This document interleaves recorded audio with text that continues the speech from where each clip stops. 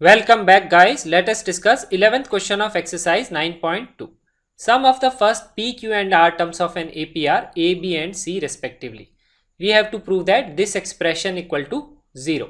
इस क्वेश्चन में मैं एक इंपॉर्टेंट कॉन्सेप्ट यूज करूंगा, आपके साथ डिस्कस करूंगा कि प्रूव का क्वेश्चन है एपी में, उसमें एक एक्सप्रेशन गिवन है, उस एक्सप्रेशन को देख के हम किस तरह से कैलकुलेशन करते हैं।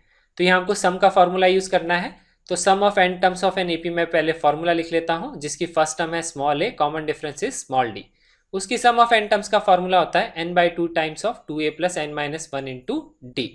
यहाँ पे हमको क्वेश्चन में गिवन है sum of first P terms is A, B and C respectively. अब स्मॉल ए ऑलरेडी यहाँ रिपीट हो रहा है, तो मैंने एपी की फर्स्ट टर्म को मान लिया कैपिटल ए और कॉमन डिफरेंस को मान लिया मैंने कैपिटल डी। अब हम यहाँ फॉर्मूला अप्लाई करते हैं। पी टर्म्स का सम कैसे लिखेंगे? p by 2 times of 2a plus P minus 1 into capital D equal to A. Similar तरीके से q टर्म्स के लिए भी मैं सम का फॉर्मूला लगाऊंगा, तो ये एक्सप्रेशन मैं लिख सकता हूँ। और सिमिलर तरीके से मैं r टर्म्स के लिए सम का फॉर्मूला लगाऊंगा, तो ये एक्सप्रेशन मैं लिख सकता हूँ।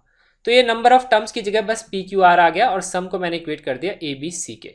अब इन तीनों इक्वेशंस को यूज करके या सॉल्व करके मुझे ये एक्सप्रेशन को प्रूव करना है equal to 0। So this is our question.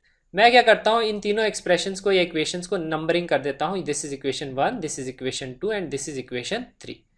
अब देखिए मैं इसको देख के कैसे आइडेंटिफाई करूंगा मुझे कैलकुलेशन इन तीनों की कैसे करनी है। तो पहले मैं यहाँ देखता हूँ ये रेसिप्रोकल का रेशो, ये क्या लिखा हुआ A by P, B by Q, C by R. ठीक है, तो मैं सिमिलर टाइप के एक्सप्रेशन यहाँ पे बनाने की कोशिश करूंगा। तो आप नोटिस करिए यहाँ पे p है और यहाँ a है, तो अगर मैं इस p को यहाँ पे डिवाइड कर दूं तो क्या बनेगा a बाई पी। तो मैं वो एक्सप्रेशन यहाँ क्रिएट करता हूँ और 2 को भी मैं ऊपर मल्टीप्लाई कर लेता हूँ। तो इस एक्सप्रेशन को मैं लिख सकता हूँ 2a plus P minus 1 into capital D equal to 2a by P. Similar तरीके से यहाँ पे b बाई क्यू मैं क्रिएट करूंगा, कैसे? मैं इसको डिवाइड कर लूंगा। तो सिमिलर तरीके से ये एक्सप्रेशन हम ऐसे लिख सकते हैं और सिमिलर तरीके से c बाई आर भी मैं यहाँ पे बना लूंगा। तो सिमिलर तरीके से हम थर्ड एक्सप्रेशन को भी ऐसे लिख सकते हैं।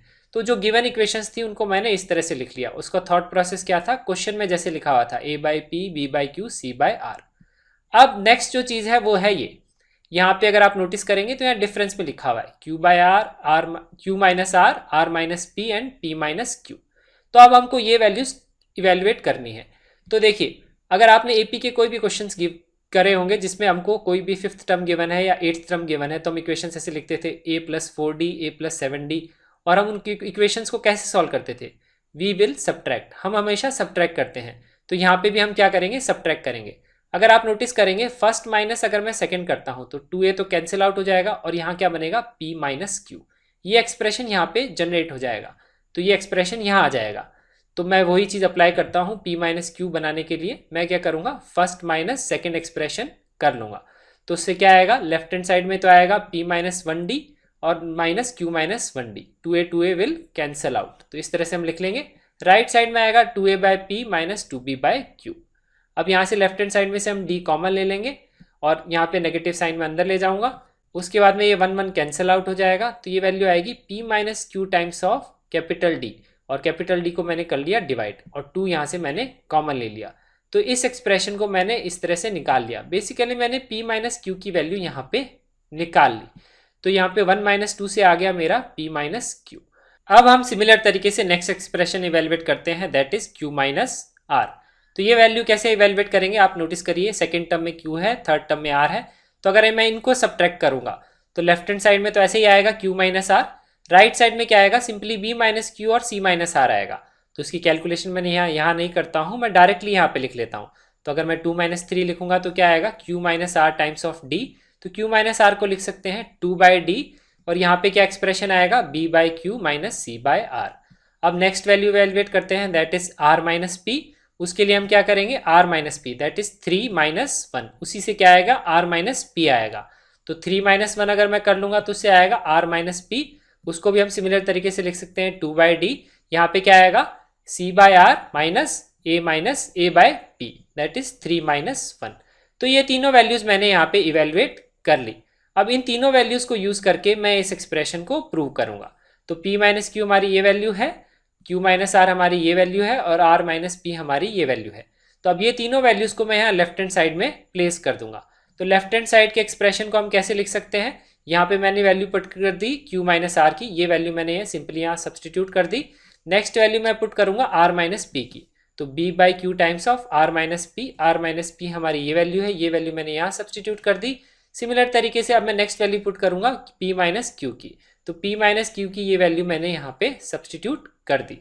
अब अगर आप यहाँ नोटिस करेंगे तो ये वैल्यूज कैंसिल आउट हो जाएंगी। आप 2/d कॉमन ले लीजिए, इसको मल्टीप्लाई करेंगे A B by P Q, A C by P R, तो ये एक्सप्रेशन ये आएगा, यहाँ पे आएगा B C by Q R, B A by Q P, ये एक्सप्रेशन ये आएगा, फिर ये आएगा C A by R P और C B by R Q, तो ये एक्सप्रेशन ये आएगा। आप नोटिस करेंगे तो यहाँ वैल्यूज कैंसिल आउट हो रही हैं, देखिए A B by P Q cancel out हो रहा है, A C by P R भी कैंसिल आउट हो रहा है, B C by Q R भी कैंसिल आउट हो रहा है, तो ये एक्सप्रेशन आ जाएगा equal to 0। That is our right hand side. यही हमको इस क्वेश्चन में प्रूव करना था। तो यहाँ पे हमने एक इंपॉर्टेंट कॉन्सेप्ट सीखा कि क्वेश्चन को देख के कैसे आइडेंटिफाई करते हैं हम, कैलकुलेशन किस तरह से करेंगे। So this concludes the solution of this question. Thank you so much for watching this video. ये वीडियो आप अपनी फेसबुक वॉल पे भी शेयर कर सकते हैं ताकि आपके फ्रेंड्स भी इस कॉन्सेप्ट को सीख सकें। You can also subscribe to our channel for more awesome videos and have a nice day.